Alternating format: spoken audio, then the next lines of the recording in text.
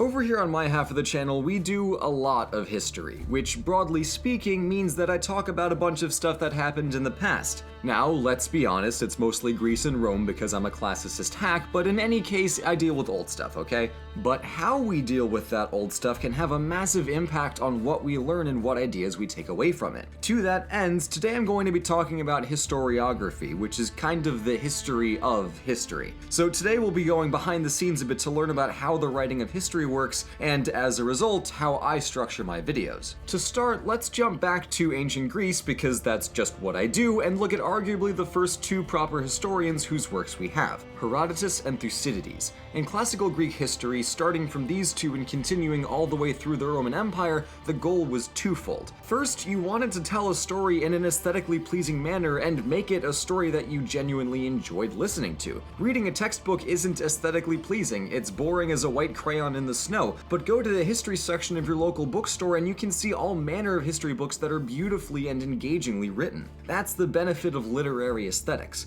The second goal was to use history to impart a moral lesson onto the listener. If at the end of the day you know a lot more about the Peloponnesian War, that's great, but it doesn't really do anything for you besides passively entertain you. But if you learn about Athens' defeat against Sparta and walk away knowing that Athens' greed and constant desire to acquire more and more territory ultimately led to its overextension and downfall, suddenly you have a lesson that you can actually take with you and use in your everyday life. Don't be greedy because it'll bite you in the butt. History is great because we get to see other people's successes and mistakes and maybe learn from them instead of making them ourselves. The idea that history provides us with an opportunity to learn from the past so that we don't repeat it comes almost directly from the classical Greek mode of history. Now, all of that praise given, Herodotus and Thucydides can be an incredible slog to actually sit down and read, and we've definitely gotten better at storytelling in the 2,500 years since. But it's still nothing short of amazing that these two writers, from the very birth of their field, knew exactly what they wanted to accomplish with their works.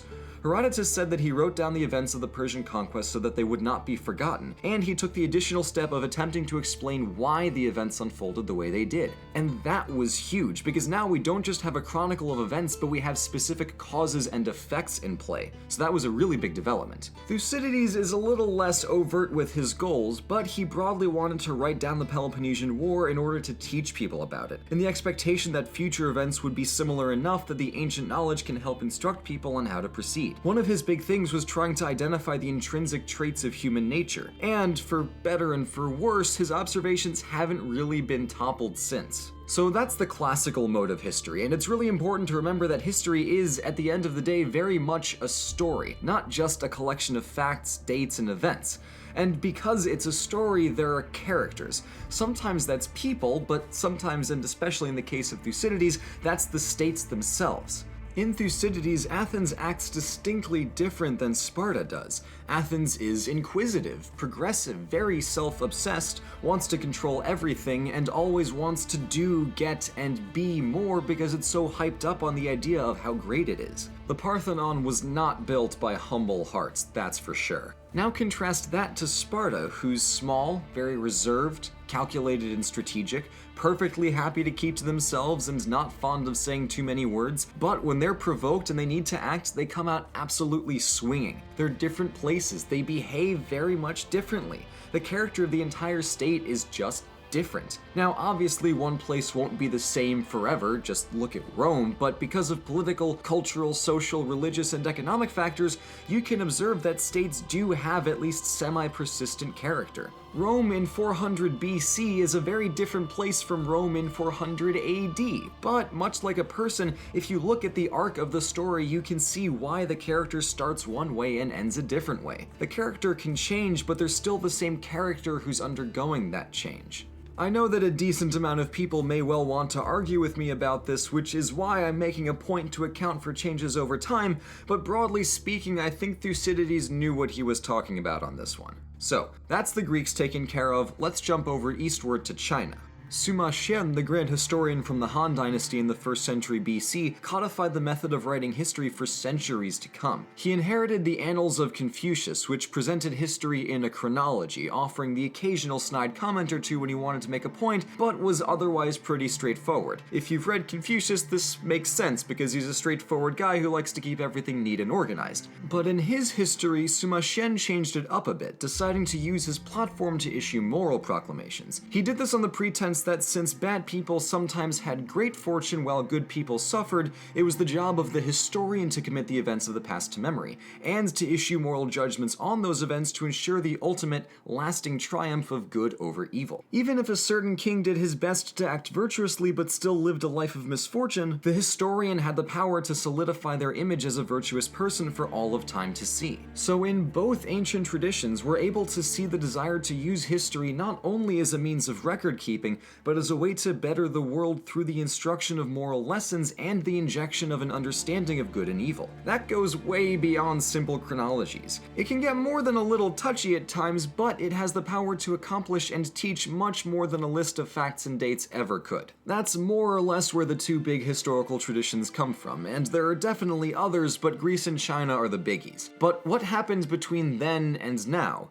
Well, in the Middle Ages in the Christian and Islamic worlds, we started to get more into the analytical side of history, and put more of a focus on corroborating sources rather than strictly telling stories. So whereas Herodotus and Thucydides operate almost entirely on oral testimony, medieval history and onwards is a predominantly textual affair. In the Enlightenment, the scientific method was the coolest kid on the block, and everybody wanted to steal their look. So as a result, history turned much more into a data-driven study. Hume and Voltaire were big voices in this movement towards more objective, factually grounded history, but perhaps the greatest example of Enlightenment scholarship is Edward Gibbon. Besides having a hilarious name, Gibbon, his massive 6-volume Decline and Fall of the Roman Empire is a landmark work in regards to how beautifully it organizes and presents a wealth of information. Not only that, but it's written fantastically.